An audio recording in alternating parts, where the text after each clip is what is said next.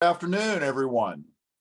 Welcome to the next installment of the Florida Children's Week Avenues to Advocacy virtual workshops. My name is Ted Granger, and I'm on the Children's Forum Board of Directors, and I want to thank all of you for joining us today. These workshops are intended to guide you through the process of becoming an influential advocate for your causes and those of your organizations, the ones that are most important to you during the 2021 legislative session. Today, we're going to be discussing the state's early learning atmosphere with a wonderful panel of early learning experts and advocates. And I'm going to go ahead and introduce the panelists and begin us on our journey through this next hour. We have a lot to talk about and a lot of great information for you. Our panelists today include Erin Smeltzer, who is the Executive Director of the Association of Early Learning Coalitions. She's going to be discussing the Early Learning Bill and the AELC priorities. Dr. Phyllis Khalifi, President and CEO of the Children's Forum. She's going to be talking about Teach, professional development, and Help Me Grow. Madeline Thacker, President of the Children's Movement of Florida, who will be discussing quality and the movement's priorities. Jennifer Shields, the Executive Director of the Florida Association for Child Care Management, who will be talking about provider impact. Chris Duggan, Executive Director of the Florida Association for the Education of Young Children, who will be discussing advocacy, professional development, and support for high-quality ECE. Michelle Watson is also here with us today to talk about a couple little issues. She's CEO of the Florida Children's Council. She's going to be discussing infrastructure pieces, minimum wage impacts, child outcomes, summer camps, and cradle to career. Wanda Minnick, the Executive Director of the Florida Head Start Association, is also on the panel. She'll be discussing Head Start, EHS, and family support. And last but not least, Beth Berglund, who is the Director of Public Policy at the United Way of Miami-Dade, who will be talking about the priorities of that United Way, of Florida's United Ways, early learning, and ALICE. In terms of the logistics for the next hour, each of the panelists is going to provide a brief overview of the 2021 issues of greatest import to their organizations. While they're talking, please submit any questions you have through the Q&A tab on your screen. Input those questions and send them to us so that during the last part of this webinar, we can have our panel of experts address them. After all the panelists have provided their initial overviews, we'll spend the remainder of the time in the webinar answering those questions. So at this point, I'd like to turn it over to Erin Smeltzer to begin the presentations. Erin? Thanks, Ted. And thank you so much for having us. As Ted said, I am Erin Smeltzer. I'm the Executive Director of the Association of Early Learning Coalitions. And for those of you who don't know what we do, we are the team that networks the coalitions across the state just to try to make sure that we have equitable access to quality early learning for all children in Florida. We work together as a mini army to try to make sure that families and children have what they need and work together as much as possible to make sure that we leverage resources and spread our access to any kind of information we have across the state for all children and families. So for us, what we care about this session is we've really been excited about this idea of supporting parental information and empowerment for making good choices. And so one of our main buckets that we're focusing on is looking at the data we collect from young children and making sure that what we're seeing across their development is showing impact for our programs, but also we really care about meeting children where they are and supporting them from where they sit in their current place in our programs. And so we care deeply about making sure strong children come out of our programs ready for success in life. Our second bucket that we're looking at as an association is also really looking into providing accountability, that it's effective and meaningful, that providers are looked at and their performance is looked upon them or looked at them in a way that they have control over certain variables, things that they actually can influence. And then also that it gives us the information we need to support providers who may not have had an abundance of resources. And then third, our third bucket that we really are focused on is making sure that parents have the information to make great choices for their kids. So not only the data about where their children are, but also being able to look at information we have about our infrastructure and say, here's what I think is about the best fit for my child. So that's where we are as an association, and as a, looking forward into what is coming in session. There is a really fantastic transformational bill that's been filed, House Bill 419. Is a great place to start looking at a little bit of what we see happening in that bill. We have a little bit on governance and pulling the Office of Early Learning into the department. We have a little bit in the section in the bill about looking at coalition accountability and ensuring that we are making the impact that we always hope to make on our state. But the parts that I think are really exciting and transformational are some of the other pieces of it as well, with Gold Seal and looking at Gold Seal and where it sits and making sure that it's really effective for what we want it to do for our providers and our children. There's also another section in there that talks about a coordinated screening and assessment system.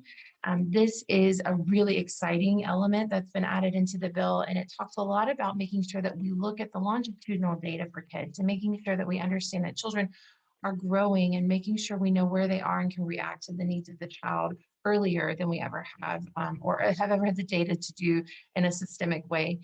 This is not baby FSA. This is not Scantron testing for 4-year-olds. This is a really developmentally appropriate way to go in and look at where a child is and make sure that we're intervening appropriately. The other piece of this is that it feeds into a broader conversation in the bill about accountability. And again, looking at where providers are and really meeting them where they are and making sure that they have the appropriate resources to support young children. There are elements in the bill that talk about having a program assessment, and that program assessment would measure how well they interact with children, which we know so many providers do so well, but we oftentimes don't learn about it because we haven't been measuring it in some of our programs. This will make it look a lot like what we see in our school readiness program. And so it adds that element in. Additionally, it takes a look at the learning gains of children and how much of an impact the provider is having on the life of the child and how much growth we see happening in the life of the child. And then it also looks at how they leave the program. So we're looking at 3 elements: how well they interact with children, how much growth the child is making in their program, and how they leave. And so for those providers, I know when I was a provider, I worried a lot of times how they were going to show up at kindergarten, but this new system would actually allow all of us to see the provider maybe completely interacting in the best ways with children, making huge growth, but their scores might not look the same as their peers because they might not have had the same rich history of early learning. And so this would transform that system into really seeing the impact that a provider is making, which then also helps us intervene in the lives of providers and children to make sure that they're getting the supports they need. So super transformational. It's 180 pages. It's a great late night read if you want to take a look at it, but really a great move in the right direction when it comes to making sense of the data that we collect in early learning and using it to make a difference in the lives of young children and our families and providers. Thanks, Ted. I appreciate it. I'm going to pass it on.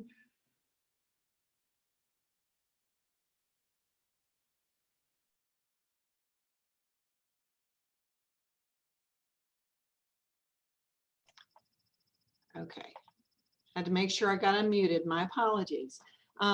Thank you, Erin. It's right on I guess on par with what we think as well. The Children's Forum is a statewide organization with a mission to improve outcomes for children and their families through an array of quality programs and services.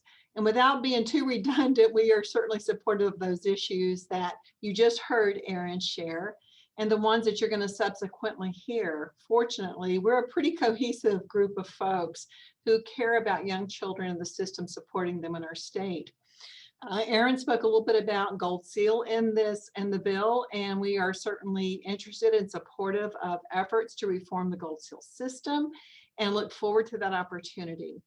Most people know us through the Teach Early Childhood Scholarship Program, and that's actually one of our legislative issues. We've been funded at $10 million for the past few years, which has really greatly enhanced our ability to provide scholarships, resulting in improved classroom practices and outcomes for young children. Initially, the Florida Department of Education had us in the budget this year for only $3 million, which is the amount of base recurring funding. That going back down to $3 million would greatly hamper our ability to continue the scholars we currently have in our program or to add any new ones next year. So that we were initially, of course, very alarmed, and we want to make sure that those dollars are restored. Fortunately, the governor is recommending 10 million to sustain that funding level. So we were very excited to see that, but that's not a done deal. So that means we need to communicate these important messages to members of the House and Senate, particularly on the education committees and the appropriations committees. So we sincerely support this message and hope you'll help us share that important message. And secondly, our other budget issue this session is for Help Me Grow. And Help Me Grow acts as a centralized point of access for the families, with the notion of helping them to be able to access resources where they need them most. Help Me Grow ensures that every child has access to a developmental screening and then a case manager to help them locate where to access those services, perhaps that have been identified that there are needs through those screenings. What's more important is we've seen, particularly during COVID, that many callers have never interacted with a service provider in their community before. So that means they've not been in touch with a coalition. They've not been in touch with a child care provider. They may be being cared for by grandparents. So that's actually good news. We're glad that people are calling and saying, what can I do? I need help here. So through Help Me Grow, we're helping families connect with those resources to ameliorate the conditions that may have been so isolating during COVID. Unfortunately, the services are only available in 37 counties, so we're not statewide, and we don't even provide funding for all of those counties. We have local funding that really helps to support those efforts as well.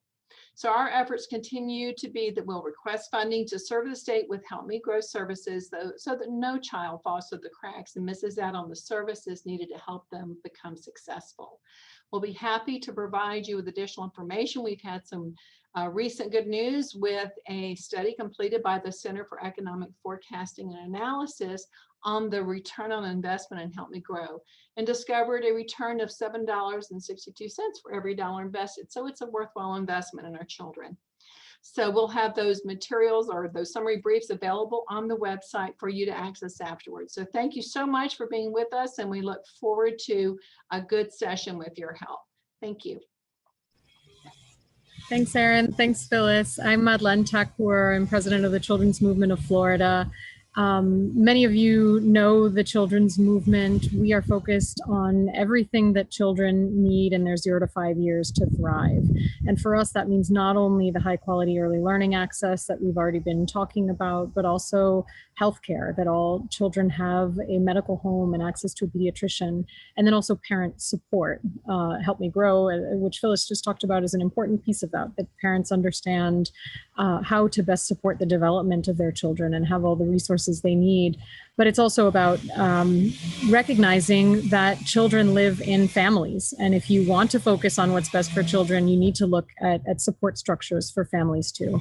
So I'll be really brief today, because we also support so much of what our great partners are going to be talking about today.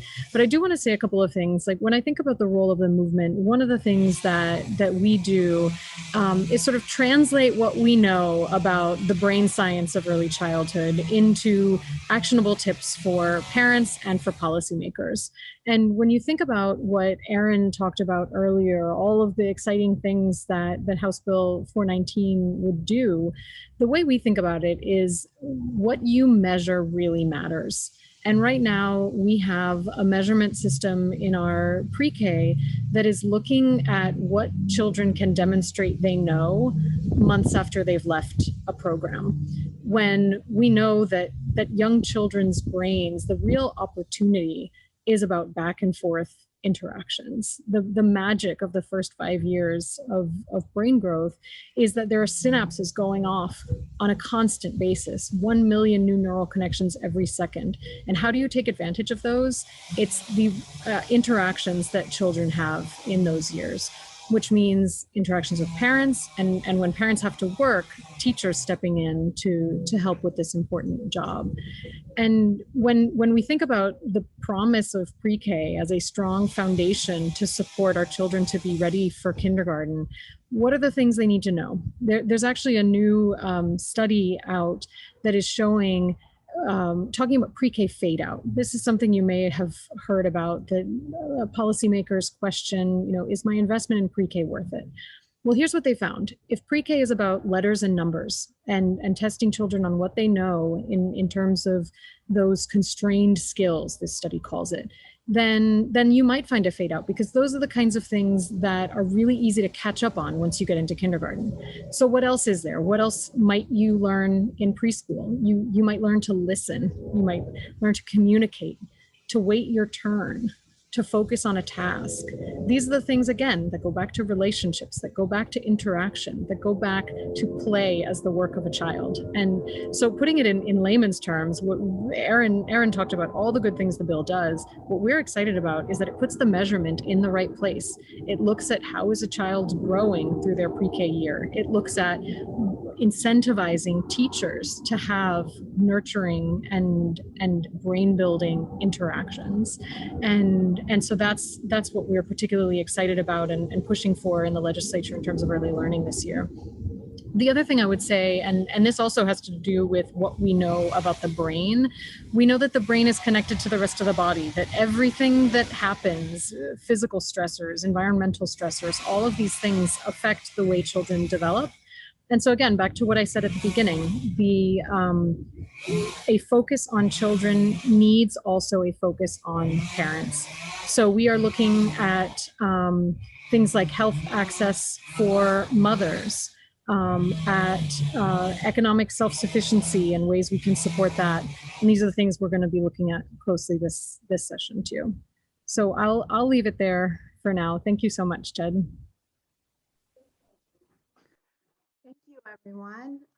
My name is Jennifer Shields, and as Ted mentioned, I'm the Executive Director for the Florida Association for Child Care Management. And those of you that don't know what we do and what we're about, we are a member-based association for small businesses, child care owners, and operators. And through that membership, we advocate their voice. We're very grassroots. We like to think of ourselves as very prevalent in the provider community as their voice. We do that through focus groups. We do that through direct communication with our members. So because of that, we're able to come back to groups such as these and speak on behalf of that community. And share a little bit about what directly goes on and the impact of decisions made by our agencies and by our lawmakers in the field. We have, everyone sitting on this group has found this to be very beneficial to all of us, because we're able also to take back to our members and explain how processes are happening and why things are being decided on, for that communities, and where funding is being allocated, and why and how that's going to impact their business decisions.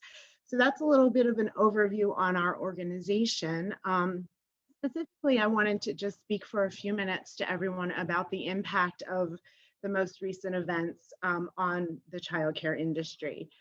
So as we all know, that our pandemic has changed our lives, and that is never more prevalent than within the childcare industry. There's been some tough decisions made in those communities, and they've really, the childcare owners, operators, teachers, staff have really stepped up, as we all know, and in most of our minds, they truly are first responders. So I kind of want to selfishly take a moment and just, thank and acknowledge that community. It's why we're all here. We want the best for this community. And without acknowledging the hard work they've done, it would really go on deaf ears. So I just want to take a moment to do that. As legislative session begins and bills are being submitted, we turn around, the Florida Association for Child Care Management turns around and really speaks to the childcare community about what these bills could entail. And really our goal is to just kind of be a presence for them to think about, what is happening in these bills, reading these bills and understanding them. Along with that, also, with the CARES funding and how to have the child care community think about what's being done and what could be done, and then offer feedback. So again, we can turn around and share that with those that are making these decisions, so that we are able to have a voice. So with that, I really don't want to take a lot of time. There's a lot of really smart people on here, and I really want to turn it over to our next smart person. So thank you again for time. I look forward to questions that I can help answer, and I'm going to turn it over to Chris. Thank you.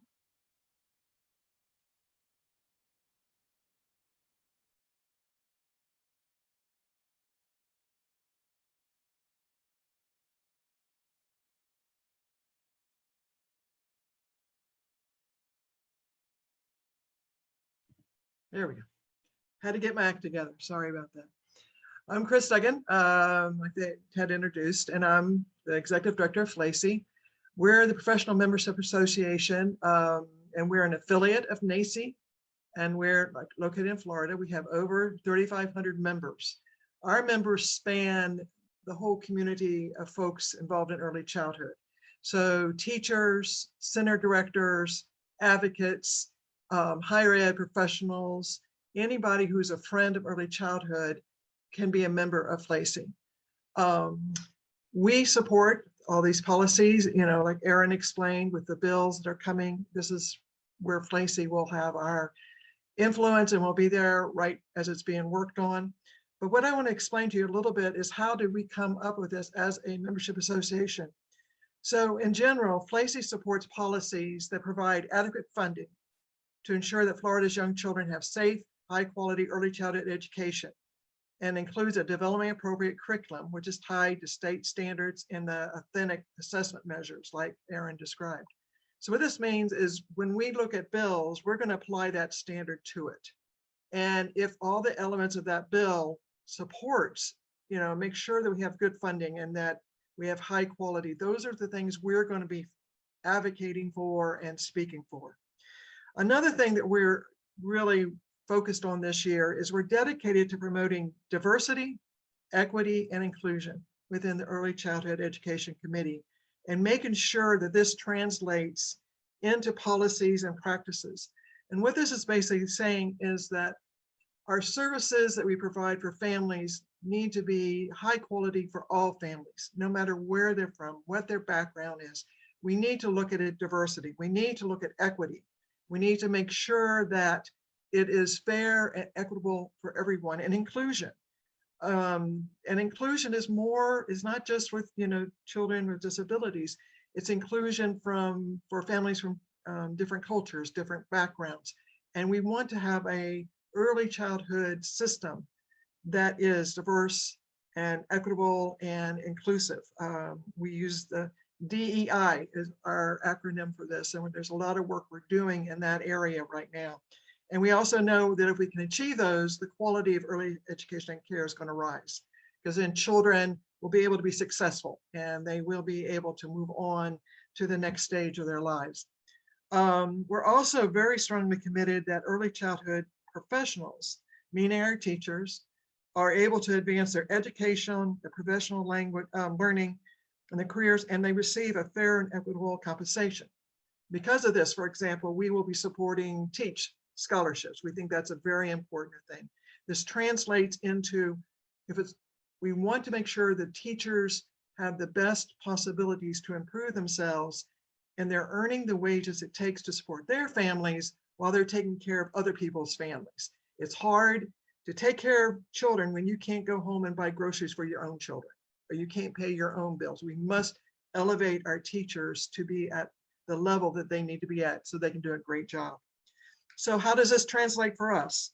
We start with the federal level. We're very active with NACI's efforts to work with Congress to make sure, because we understand it all starts from there. It starts with the funding that comes from the federal government. It comes from the programs that come down to the state. So we need to make sure we're there and letting our congressional people know what's going on. And many times we'll get calls from NACI and they'll want to hear from directors. And so we'll send directors up to NACI, who then will talk to the various representatives. So we're very active on the national level. And in fact, if you want to get engaged with that, we have the Public Policy Forum coming up, which was going to be a virtual 2-day session that NACI's hosting, and we're still accepting registrations for it. So if you want to get involved at the federal level, please let me know and we'll get you registered.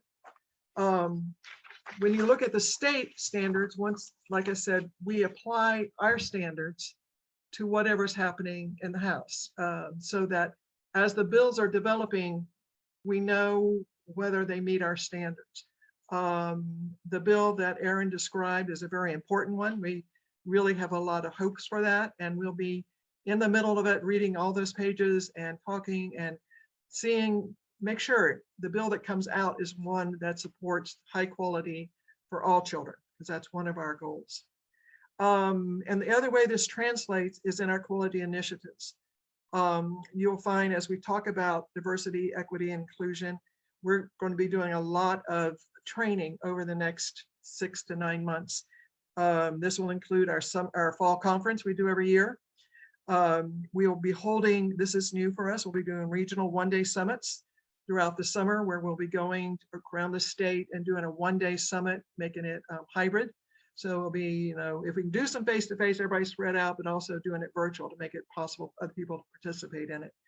We're very excited about our upcoming DEI leadership cohort, which will be for about 25 to 30 people. We'll go through a 6-month period of working and really looking at DEI and how does it translate to classrooms, and how do you make a difference in your classroom, making sure you're thinking about diversity and equity and inclusivity. And there'll be other professional development opportunities that you can find on our website. So if you want to join in the community, we would love to have you, and you can go to our website or you can give me a call and we'll be glad to get you engaged in it. Thank you for your time. And for all of you who are listening, who are teachers and providers, we treasure you. We think y'all are what holds our world together for our families. And we appreciate all of the challenges that you've had to go through and how you are moving on. And resiliency, I think, is another word you're going to be hearing out of us soon. We know this child care field is resilient, and we're going to help us move on to what's next. So thank you very much. And thank you. And who's after my thank you? I think Wanda? Nope, who's after? There you go, Michelle. Good afternoon. My name is Michelle Watson, and I'm the CEO of the Florida Children's Council. We are an organization whose membership is made up of the state's Children's Services Council, as well as house a number of initiatives such as the campaign for grade level reading in Florida, as well as focuses on 2-generation supports for families through some grants from Kellogg and Kresge Foundations.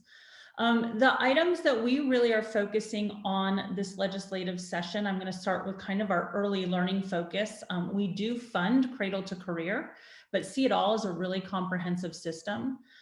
In the early learning space, we are really focusing on infrastructure. Our community members approximately invest $60 million into the state's early learning programs through school readiness, voluntary pre-kindergarten education programs, and supports and wraparound services for educators and providers. So we want to make sure that with the impact of COVID, that infrastructure maintains its stability, and that there's really an opportunity for that structure to continue to prosper in the state of Florida. With that being said, I think one of the other things we would be remiss if we didn't speak about is the fact that we know COVID has been very hard on childcare providers, but also that the minimum wage referendum passed this last November. And through those increasing costs that childcare providers are going to have to be able to meet, that is going to have a real impact on families in the economy. And the ability to provide services and what that actually costs. So we're really working on having some situational awareness through some modeling on what those minimum wage requirements could mean and where my communities might need to invest a little bit differently. than in the past. And so infrastructure is a huge part. And once again, infrastructure for the sake of, if we're going to make sure that we have sustainable childcare businesses, that the economy is prosperous, that parents can work, that children have really high quality learning experiences. And as Madeline said through her section, is that we actually produce children that are able to have the skills necessary to be prosperous in life. So that is kind of our 2-gen approach. We also do fund almost approximately $50 million annually in high quality after school and summer programs. Right now, specific legislation around making sure that summer camps have adequate background screenings and adequate staff as we're moving forward, because we understand that parents need access to summer camps to be able to work during those summer months as well. And then also from cradle to career, we will always focus on supports such as mental health, trauma-informed care, appropriate funding all the way from prenatal through career planning and supports for Department of Juvenile Justice, as well as children with disabilities. So our portfolio is really all over the place as far as being really have a concerted effort to make sure that we are monitoring all services within a comprehensive service delivery system for children in the state. But as far as early learning is concerned, not only is House Bill 419 definitely one of our priorities, but also looking at the impact and the long-term investments that Florida is going to need to be able to make, not only with CARES funding, but in the out years with state and federal investments, what they're going to need to make to be able to sustain that childcare infrastructure. Florida really needs to move into contemplating long-term investments over at least the next 5 years so that we can make sure that that infrastructure is in place, as well as ensuring that there's high quality opportunities for children. So with that, I'm going to turn it over to the next speaker. Hello, everyone. My name is Wanda Minnick, and I'm the Executive Director with the Florida Head Start Association. Our organization represents Head Start, Early Head Start, Migrant and Seasonal Head Start, Early Head Start, and childcare partnerships in the state. We're going to collectively refer to all of them as just Head Start during this presentation. There are thousands of Head Start programs in our state serving more than 42,000 children and families in every county.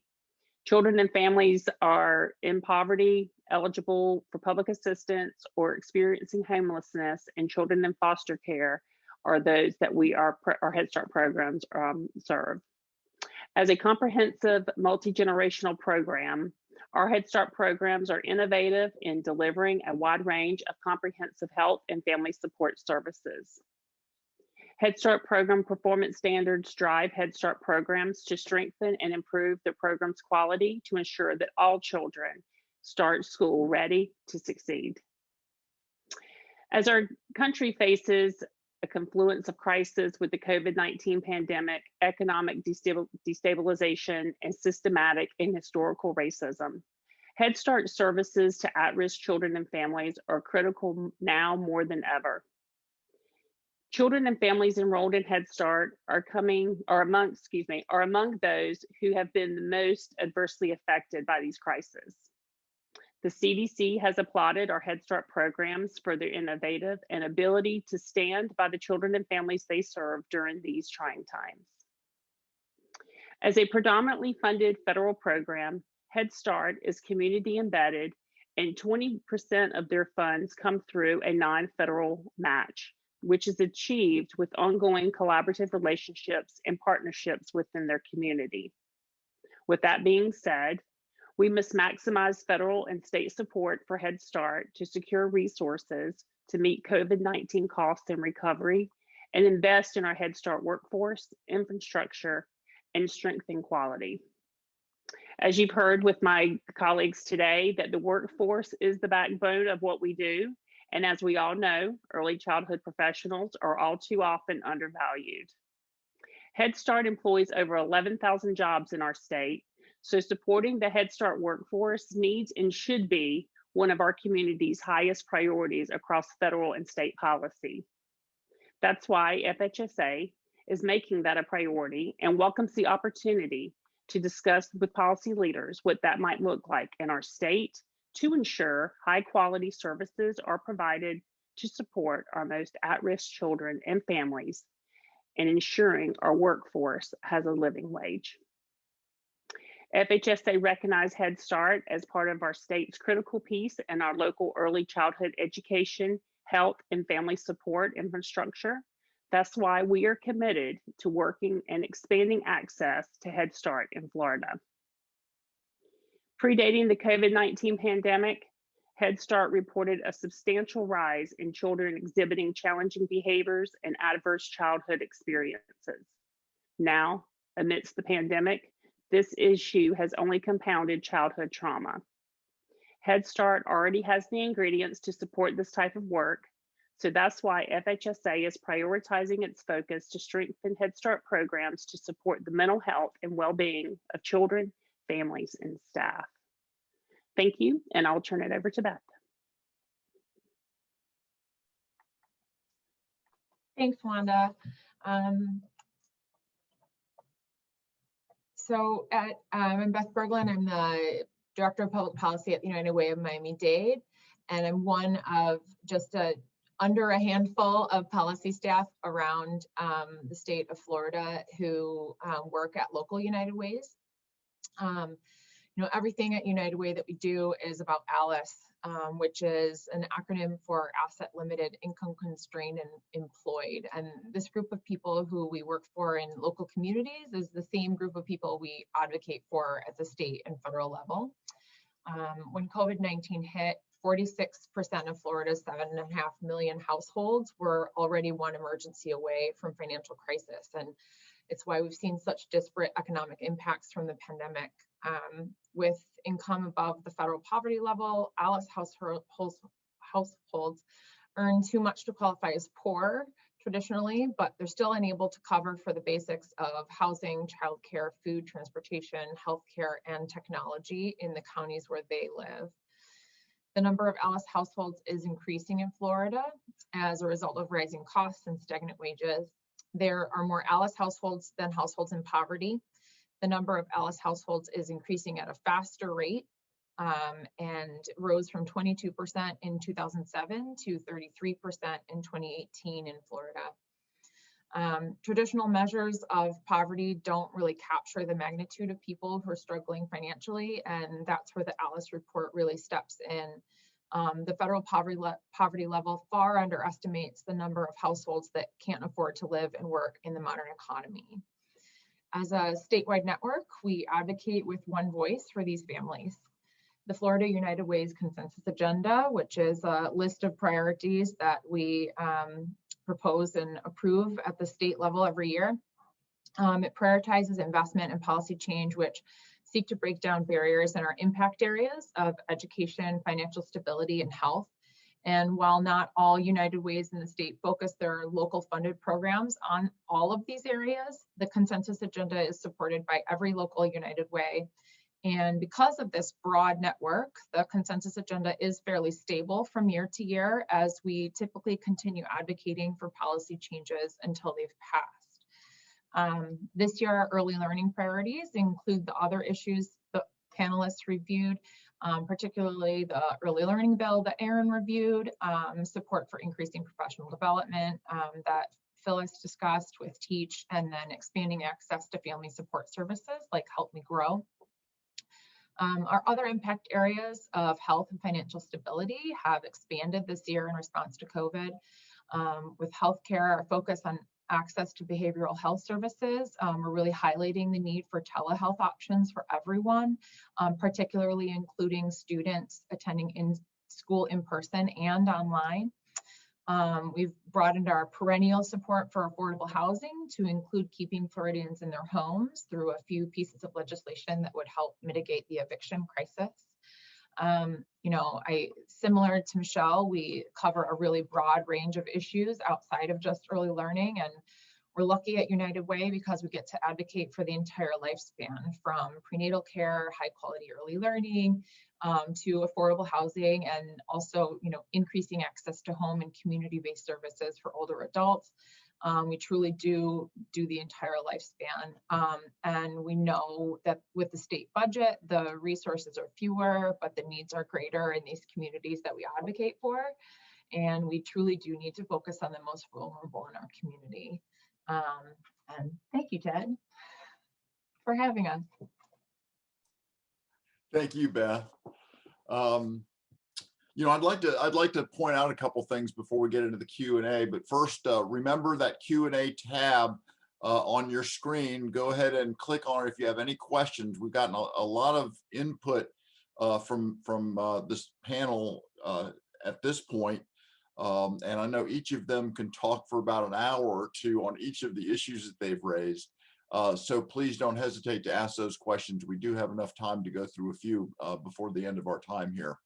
I do want to point out too that, in Florida, and I think it's probably true in most states, you've got a cadre of advocates at the state level who really work hard to push the needle on early learning issues and issues dealing with children and families and youth. The group that you've heard from today are at the highest level of advocacy and understanding and knowledge and political savvy that we have in the state of Florida. And I want to thank each of you for being with us today and presenting on what your organizations are doing and what you are doing. Thank you very much. We owe you a lot for the great work that you're doing and the great work your organizations are doing. Something that Jennifer pointed out and Chris highlighted too, that, and I know I speak and they speak for everyone on this panel and everybody around the state, but for those of you who are in early learning as teachers, as owners, as operators, or as directors, we just can't thank you enough. You really are, as Jennifer said, first responders. And you're first responders that don't get paid the way you should get paid. And you're doing the most important work in our society. So thank you very much for what you do, and know that those of us who are working up here really respect you for what you're doing and admire you for your tenacity and your courage in moving forward. Thank you very much. I guess we've got a couple of questions that have come in. The first question is one from Angel. Thanks for putting this on the table, Angel. She asked what the panelists' thoughts are on Senate Bill 48. Senate Bill 48 is a bill that consolidates student scholarship programs. It basically, among many other things, takes the McKay Scholarship program and the Gardner Scholarship program and combines them into a single McKay Gardner Scholarship program, with the intent of eliminating a lot of confusion and whatnot that goes around these. Angel, now it's my understanding that these two scholarship programs primarily deal with K-12, and so they probably aren't in the bailiwick of those who are on the phone today. But I'd ask the panel, does anyone have any thoughts about that legislation or is working on it at this point? I assume it's probably out of your arenas, but I'll ask anyway. Not hearing anyone, I think that question leads to a great segue into what Phyllis was talking about in terms of the TEACH program. The TEACH program is a scholarship program for early learning, and I guess Phyllis, how is this scholarship program different from others that we have in the state? Good question. And I have looked briefly at that bill, but since it wasn't really about early childhood scholarships, I have not focused a great deal on that particular one. But TEACH is unique in that it addresses three problems with our early childhood workforce. So the goals of TEACH are to increase the education of those who work with our youngest children through the attainment of educational credentials and degrees, professional development, to reduce the turnover in the early childhood workforce, as well as increase the compensation in the workforce. And the program does this through a three-way partnership with Teach, the scholar, the sponsor, which is typically the owner or the director, and the Teach program. And each pays a portion of those costs for the education. And upon successful completion of the scholarship contract, Teach provides a bonus, which is rewarding their accomplishments, their professional accomplishments. The sponsor provides a raise or a bonus, which helps improve the compensation. And the scholar also agrees to remain with the sponsor or the employer for a year beyond the end of the contract, thus impacting the turnover rates in early childhood programs. And it's really a win-win for everyone, but especially the children who are now benefiting from their teachers who are now better trained. They're becoming more valuable to their employers, and also that teachers continue with their educational journey.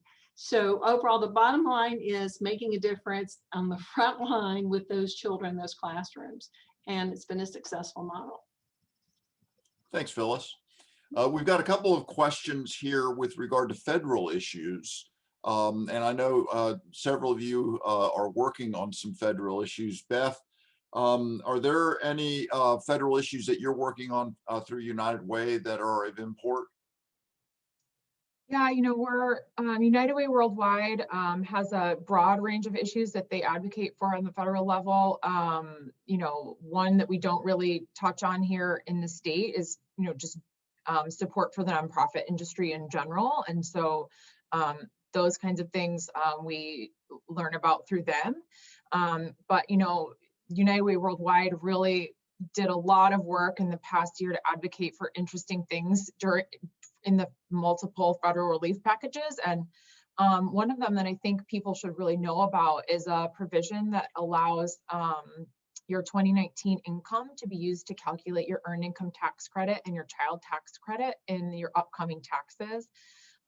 Theoretically allowing families that lost income due to furlough or decreased hours to receive a higher than expected tax credit in the next couple of months.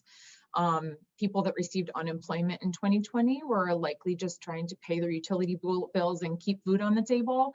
And so the 10% that the government recommends that you withhold probably didn't happen. And hopefully the look back provision on the EITC and child tax credit will help them reduce the federal income tax that they do owe for this season. The VITA program, the Volunteer Income Tax Assistance Program, can be a huge help for people who aren't comfortable doing their own taxes. And, your local United Way can help you get connected. Good plug there. And any of the rest of you have any or dealing intimately with any federal issues at this point? I think from Lacey's perspective, as we work up with NACI, our work really comes in looking at the CCDBG funding, and when Congress is looking at the budget, because this is the money that's coming down for school readiness and for all the services that we do going through OEL. So a lot of our work will be trying to communicate with the congressmen and the senators and such, so they really understand what's happening in childcare. And we'll want to hear from providers who can tell the stories, and from families who will say, because I didn't qualify for subsidized childcare and there wasn't enough money, then I wasn't able to go to work. And those stories are so important. And that's something we have done in the past, is asked for stories. We've done surveys where we send them out and say, tell us your stories related to this. And then we send it upward and we communicate it as we work up there. For our public policy forum that's coming up the latter part of February, we actually will be having virtual meetings with our congressional delegation up in DC. And the state team, who's Lacey members, and any of you can be part of it with us, actually have a chance to talk to their staff people and say, this is the impact of COVID. This is what's happening. And we need to get the funding and the support down to the states so that early learning coalitions and OEL and everybody can start supporting these providers as they're trying to do the best they can for children. So that's where NACI kind of really starts connecting into at the federal level. Excellent. Thank you, Chris. And on the Head Start front, federally speaking, additional COVID dollars, Head Start was awarded a significant amount of funds to help with COVID relief. However, it's just not enough. So our programs are still in need of additional funding to support, PPE, staff, and, everything else you can imagine that it takes to operate a program in our state. Great, thank you. I will just jump in and say real quickly that our efforts in terms of advocacy at the federal level have been to support what we recognize is a very fragile child care infrastructure, that the federal COVID dollars, or whatever relief we're going to name it this time, that it is directed to really helping the infrastructure, early childhood programs, to be able to sustain their businesses through these tough times. And that's our concern, is that they'll still be there when our economy is fully functional again. So I think I join with others in certainly expressing that concern. And I know that many others have also advocated at the federal level with our Congress folks to let them know how fragile that infrastructure is and how support is badly needed. Well, several of you have mentioned House Bill 419. I think all of us are going to be touched by that and are going to be walking the halls on that at some point during the session, if not during most of the session. Holly's asked a really great question. She's asking, when do you anticipate House Bill 419 will be heard by the House Early Learning and Elementary Education Subcommittee? And what can advocates do to help move this agenda forward? So I'll throw that to, I don't want to put anybody on the spot here, but Aaron, you kind of brought up the bill first, and then Michelle, can you guys and everybody else kind of throw in on this? Yeah, I'll absolutely tag team with Michelle, and hopefully I can grab the second answer on this, because I think the first one is still up in the air from my knowledge. But on how to advocate for this, I think the biggest area that I would focus in on is making sure that we have a clear understanding. Again, there's so much in this bill that having a narrative that isn't quite what's happening is so easy to develop. So ask questions if you don't know it well. You're welcome to reach out to me individually. I know many of my colleagues on the call would help as well. But know exactly what's in the bill. And then if you care about certain things, voice that care and that passion for it at a committee meeting. If you have concerns, reach out to the bill sponsors and let them know. They are, our experience has just been that they're very collaborative and want to hear from the field, because this is really developed collaboratively. So find out what's in the bill, find out what you're passionate about, be vocal about it, and make sure that along the way you are very clear about the content that's in there. And if you get confused at all with anything that's in there or have questions, reach out to those of us on the call. We'd be happy to help you so that you understand all of the elements and why it's developed so systemically. Michelle, I'm going to pass to you to see if you want to add to that. Absolutely. I would say that while it has already been referred, obviously, to the Early Education and Early Learning Committee, hopefully that it will be up within the next remaining weeks of committee week, so that bill can start moving forward. Tagging on to what Aaron said, I think it's really important not only as you're reading the bill to understand what the bill does for VPK accountability, but also looking at the streamlinedness for how it really complements the school readiness accountability system that was already put into law in 1091, so that providers are understanding that while VPK does serve 4-year-olds, it's not a completely different way to serve 4-year-olds. And so it's bringing a lot of parity, and a lot of parity that will hopefully allow for the state to really publish really strong information that can guide parent choice. And going back to the question about Senate Bill 48 on the scholarship bill, a lot of the reason for combining those scholarships is so that parents can understand that there's kind of one entry point and they might qualify for different reasons, but that process feels seamless. And I think what's really important about that, whether good, bad, or indifferent, is the fact that navigating early childhood and K through 12 choices for children is extremely difficult. and anything that the state can do to actually make that parent engagement and that parent piece more easily attainable and understandable, I think is a move in the positive direction, either through programs such as Help Me Grow that can help refer families for services and help them understand, as well as the state really making clear information available to parents and what this information means, I think is going to be really, really important as the state moves forward with programs, not only one, to look back and see, was the program impactful, but two, how did parents make choices based on that information so that public policy can move forward in a more comprehensive way? If I could just interject for a moment, this is Jennifer from FACM. I would just like to flesh out a little bit about what Erin said as far as how you can help advocate for the bill moving forward, or whatever you choose. I would strongly suggest that you talk, especially if you're in the early childhood community, that you talk with those that are surrounding you.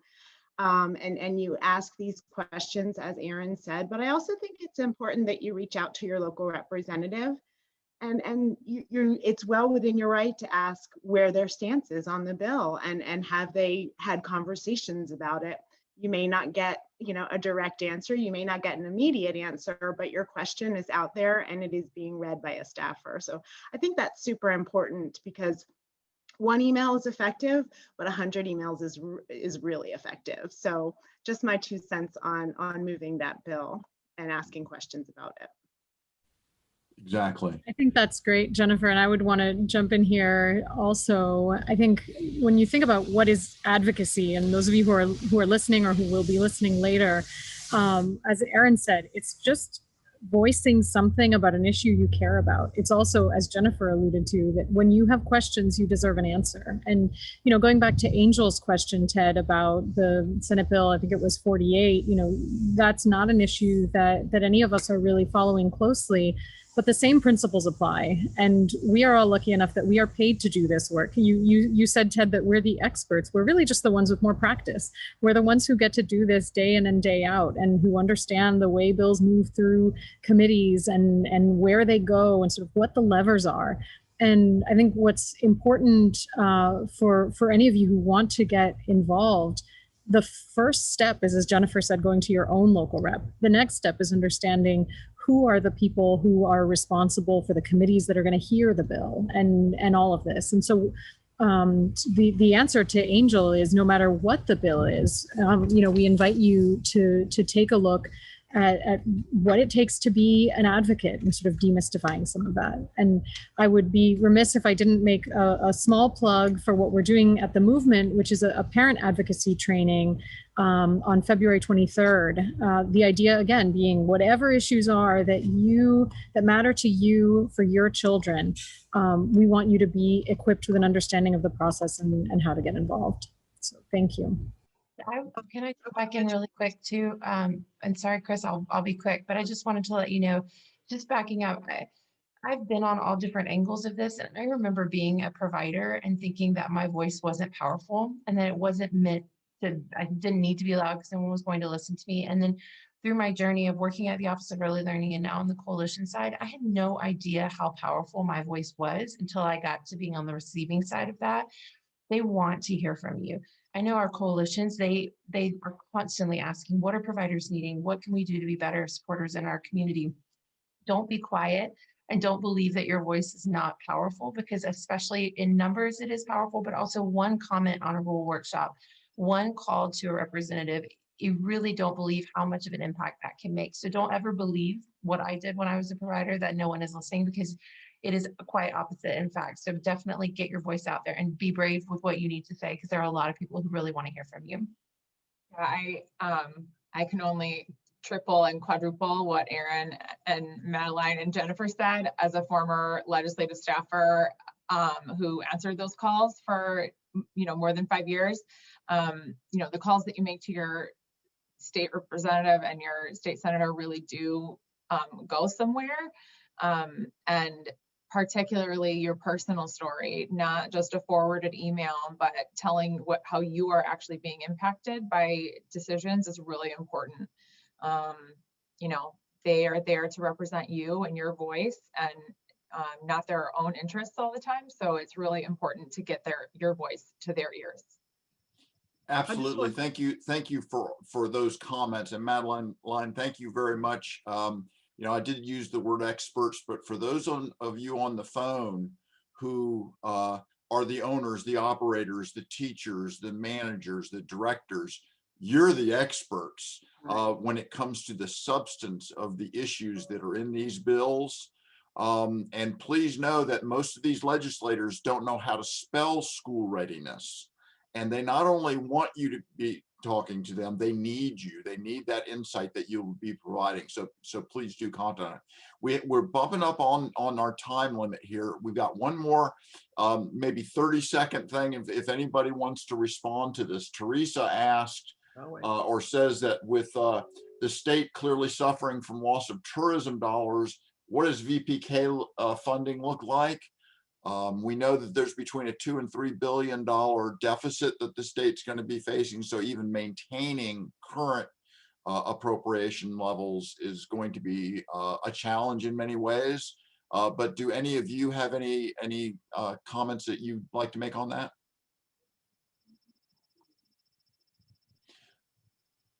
So far, it looks like from what we've seen, there's been a commitment to sustaining what we've seen in VPK, but everything is always, it's so early in the season to even predict that. But again, I think that's another place to target your voice and try to make sure people understand the deficits it creates when that funding is adjusted. And I know, Chris, I think you were going to jump in on this too about your voice. So I want to make sure you got a shot, because I think I didn't give you your spot. It's all good. That wasn't the top. I was going to say, we do have on our website, in case you're looking for it, a bill tracker. And if you'll go there, you can find all the bills and the actions. I just want to make sure our listeners know that that's available to them. So it's one place to go in our bill tracker section. But thank you, Aaron. What's that website address, Chris? By golly, www.flacy.org. So just go to Flacy's website and there's a bill tracking section there. Great. Well, thank you for all those questions, everyone. We are closing in on the last minute or so here. Want to remind you that this webinar series is part of Children's Week, and Children's Week this year is going to be on April 5th through the 12th, and it will be virtual. So I hope all of you can participate. If you go to the Children's Week website, www.childrensweek.org, you'll be able to see what the events are and register, etc. Among the things that we are very interested in, of course, as we are every year, is the iconic Child's Award, Advocacy Award that we will be once again presenting. If you know of a well-deserving individual who's worked and advocated on behalf of Florida's children and youth and families on a statewide basis, please go to the website, download the application or the nomination form and submit those nominations. We're really excited this year to have a second award, a brand new award that we're able to do with the help of our Advocacy Awards partner, United Healthcare. The award's going to be focused on teens and youth who've demonstrated great leadership and advocacy efforts in their local communities. So again, if you know of any youth who are deserving of this award, go to the Children's Week website and download that nomination form and submit those nominations. I want to say thanks again for spending time with us today. Don't forget, next week on February 15th, a week from today, the next in this series of webinars is going to be taking place with a focus on after school and beyond. Investing in youth development. And then 2 weeks from today on February 22nd, be focusing on social justice and racial equity. So remember, Children's Week for April 5th and 12th. Thank you again to all of our great panelists for participating today and sharing what you're working on and what you're doing. And thanks again to all of you for participating with us. And I hope this has been a meaningful webinar for you and helps you in your advocacy efforts. Thank you very much.